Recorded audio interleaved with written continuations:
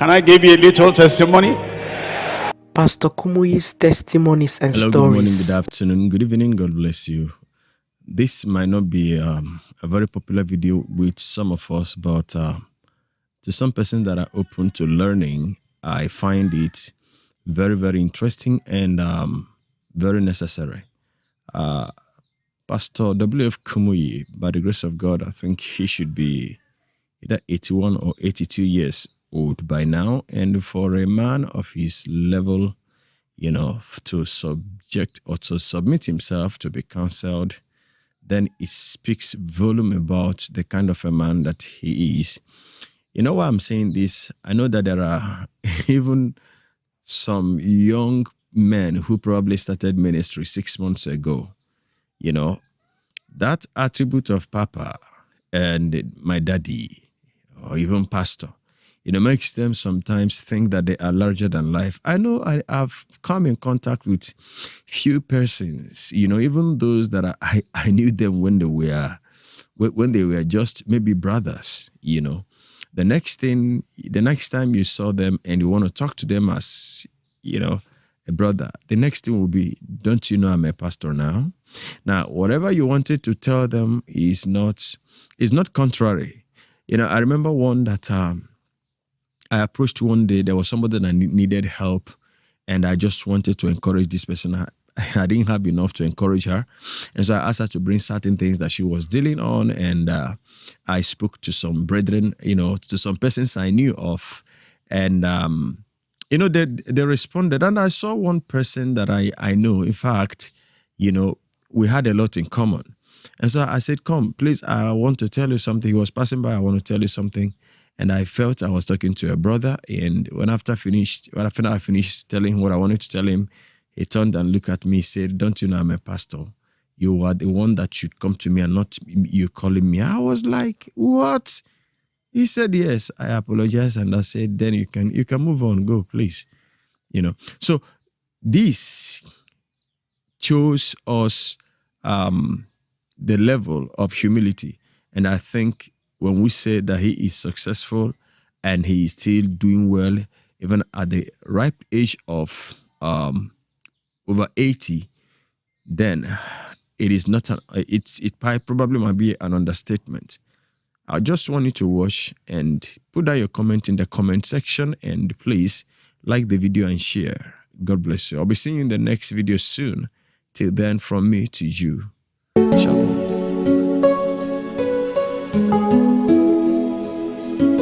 You are welcome to the End Time Truth Television, the channel for the lovers of truth, for the truth of the end time. So if you are a lover of truth, give us a subscription, and God bless you. Shalom.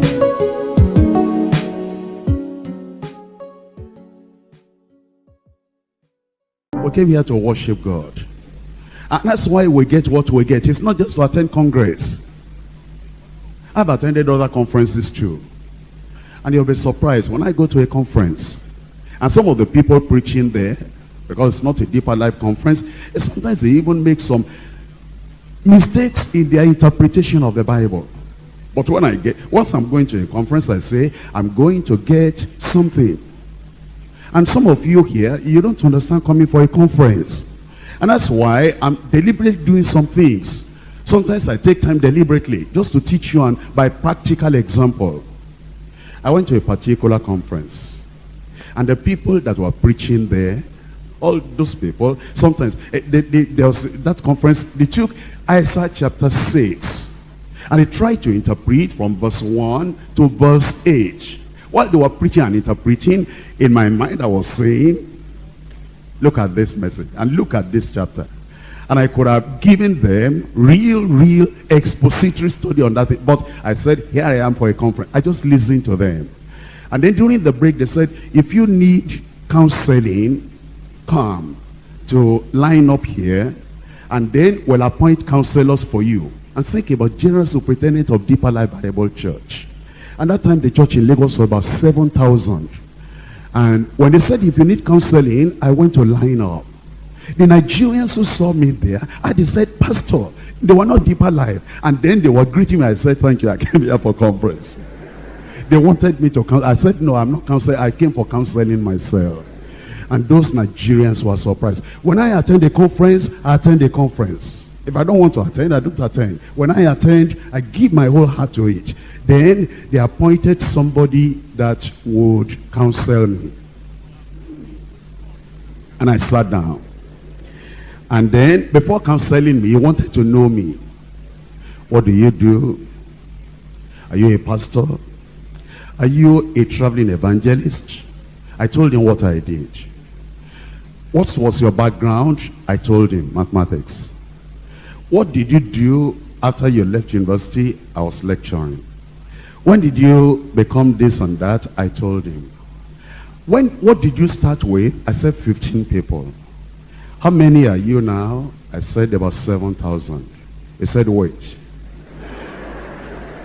Because they had given those counselors 30 minutes. And they told them outside, they said, the counselor has 30 minutes for each person. And so he went to tell them, I'm counseling somebody, it will take more than 30 minutes. Therefore, all the other people for me, let them go. And he gave me, I think, about 2 hours. And then he said, come back tomorrow. It so happened that the person who was counseling me was the one who started Coca-Cola in Atlanta, Georgia. And he was in the boardroom. And he planned how Coca-Cola will reach the whole world. And then he said, come the following day. And he told me the story of Coca-Cola. And he said, as I see you, you will do something with the gospel that Coca-Cola has done. And then, I've not finished. All the plans that they had in the Coca-Cola boardroom, he tabled everything down and he applied it to the gospel. And I put all those things down. And then when I came back to Nigeria, I restructured things at that time. That's how Deeper Life has become like this. When you attend a conference, attend with your heart. Whatever we're doing here, let it be in your heart. Don't look like, you're in the conference, you come to do your normal thing you normally do at the general retreat. Because God knows my heart, he knows my sincerity. And he knows that when I go to a place, I'm there with all my heart. I forget every other thing. And you are my children. I want you to be like me. That's why I'm running around, at my age. And, if you're not doing it well, I'll shake you up and say, why are you doing that? Does old man like trouble?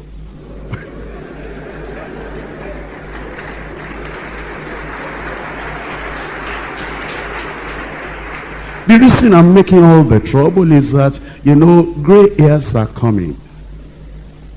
Okay, there's not just coming, they are there already. And I know that if Jesus tarries, I will leave. And somebody has to take over. And those of you that want to take over, I need to pass the fire into your heart before I go. That's why I'm doing what I'm doing. We're moving forward. I said we're moving forward. Called unto holiness, church of our God, purchased of Jesus, redeemed by his blood, called from the world, and its idols to flee, called from the bondage of sin to be free. Holy, listen to the Lord, he is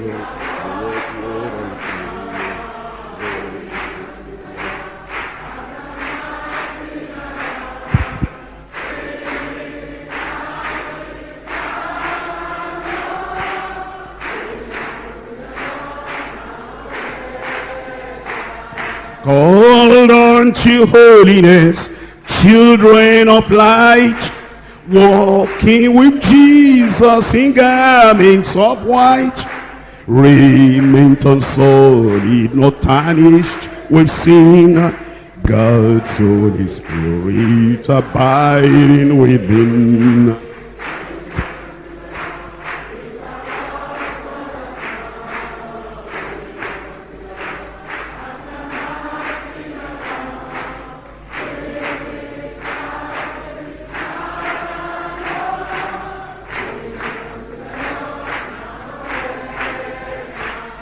called unto holiness, praise is their name. This blessed secret of faith now made plain, not our own righteousness, but Christ within, living and saving from sin.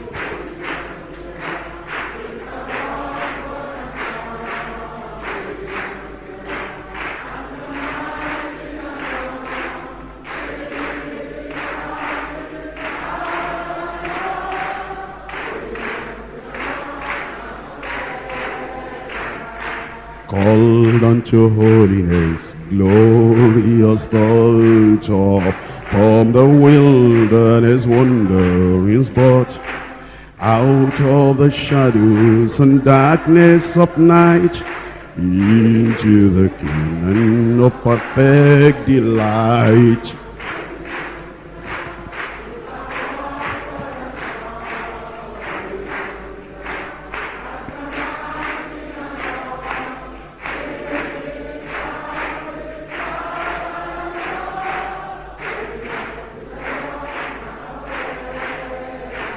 Called unto holiness, bride of the Lamb, waiting the bridegroom's return again. Lift up your heads, for the day draweth near, when in his beauty the King shall appear. Holiness unto the Lord, as we holiness unto the Lord, as we're marching along. Sing it, shout it loud. Holiness unto the Lord. Holiness unto the Lord, now and forever.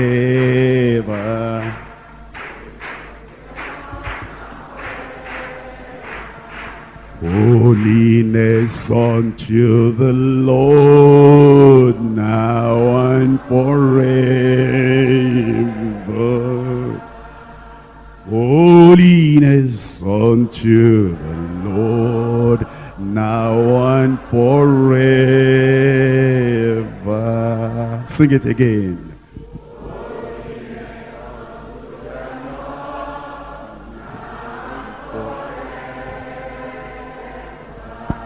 Amen.